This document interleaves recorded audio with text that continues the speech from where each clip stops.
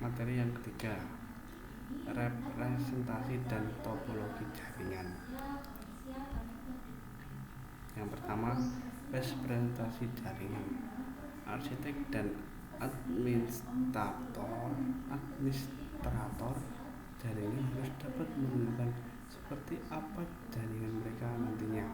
Mereka harus dapat melihat dengan mudah komponen mana yang terhubung ke komponen lain, di mana mereka akan ditempatkan, dan bagaimana mereka akan terhubung.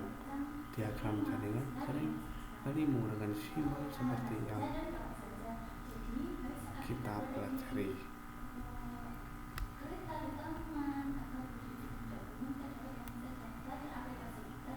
Yang kedua, diagram topologi. Diagram topologi merupakan dokumentasi wajib bagi siapapun yang bekerja dengan jaringan. Diagram ini menyediakan peta visual tentang bagaimana jaringan tersebut. Ada dua jenis diagram topologi, fisik dan logis. Diagram topologi fisik. Diagram topologi fisik menggambarkan lokasi fisik perangkat perantar dan pemasangan kabel seperti yang ditunjukkan pada gambar di bawah ini. Terus yang kedua, topologi logika. Diagram topologi logis menggambarkan perangkat port dan skema pengalaman jaringan yang seperti gambar di bawah ini. Yang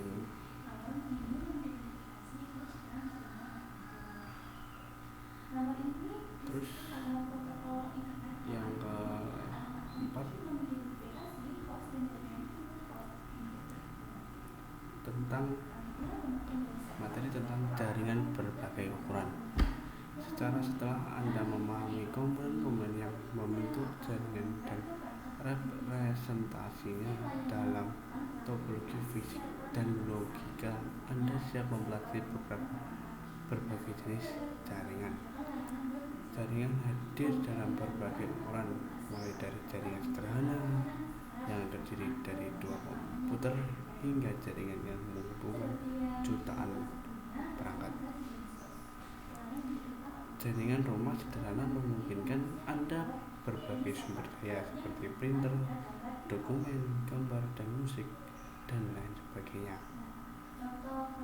Dan di antara beberapa perangkat akhir lokal, jaringan kantor kecil dan kantor rumah, atau yang disebut dengan SOHO, memungkinkan orang bekerja dari rumah atau kantor dari jauh. Banyak pekerja mandiri menggunakan jenis jaringan untuk mengiklankan dan menjual produk, memesan perlengkapan, dan berkomunikasi dengan pelanggan. Bisnis dan organisasi besar menggunakan jaringan untuk menyediakan konsolidasi, penyimpanan, dan akses ke informasi di server jaringan. Jaringan menyediakan email, pesan instan, dan kolaborasi antar karyawan. Banyak organisasi menggunakan koneksi jaringan mereka ke internet untuk menyediakan produk dan layanan kepada pelanggan.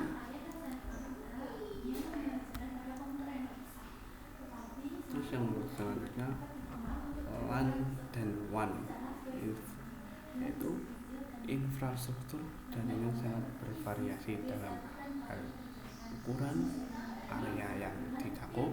Yang kedua, jumlah pengguna yang terhubung.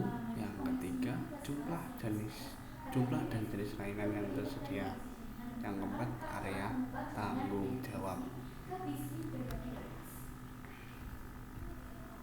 Dua infrastruktur jaringan yang paling umum adalah jaringan area lokal atau LAN dan jaringan area luas atau WAN.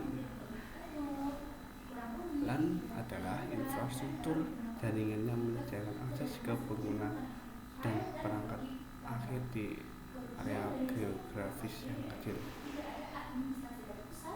WAN adalah infrastruktur yang Jaringan menyediakan akses ke jaringan lain di area geografis yang luas.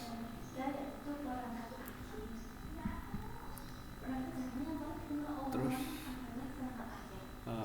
di jaringan LAN kita dapat memiliki karakteristik khusus, yaitu LAN menghubungkan perangkat akhir di area terbatas seperti rumah, sekolah, gedung kantor, atau kampus. Dan yang kedua, LAN biasanya dikelola oleh satu organisasi atau individu. Yang ketiga, LAN menyediakan bandwidth berkecepatan tinggi ke perangkat ujung internal dan perangkat perantara.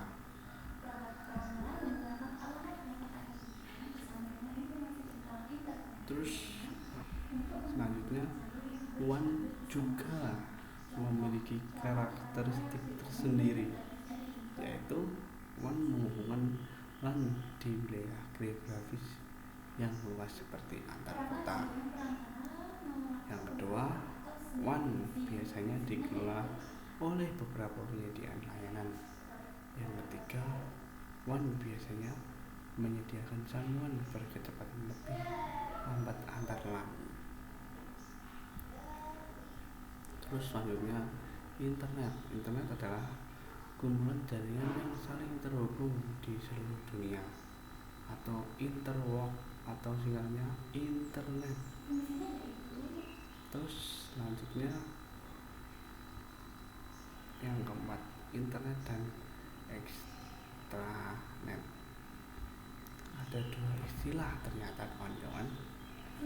Ada dua istilah lain yang mirip dengan istilah internet, yaitu internet dan extranet.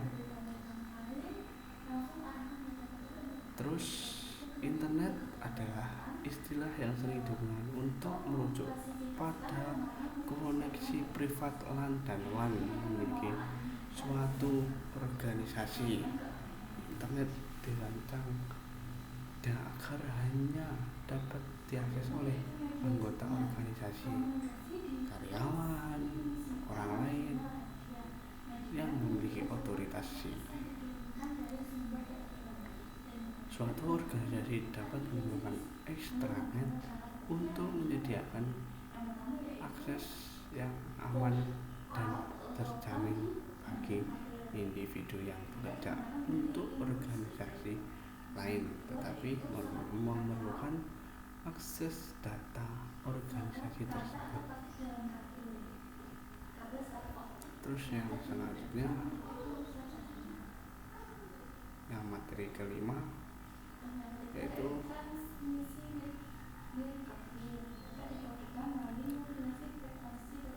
koneksi internet.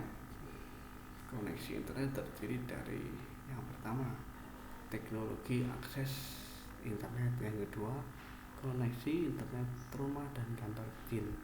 Yang ketiga, koneksi internet bisnis. Yang keempat, jaringan konvergen. Yang kelima, packer tracker prestasi jaringan. Mari kita jelaskan mulai yang pertama dulu. Nah, sekarang Anda sudah memiliki pemahaman dasar tentang apa yang membentuk jaringan dan berbagai jenis jaringan. Namun, bagaimana cara menghubungkan pengguna dan organisasi internet seperti yang memungkinkan sudah Anda duga, dan banyak cara yang melakukannya.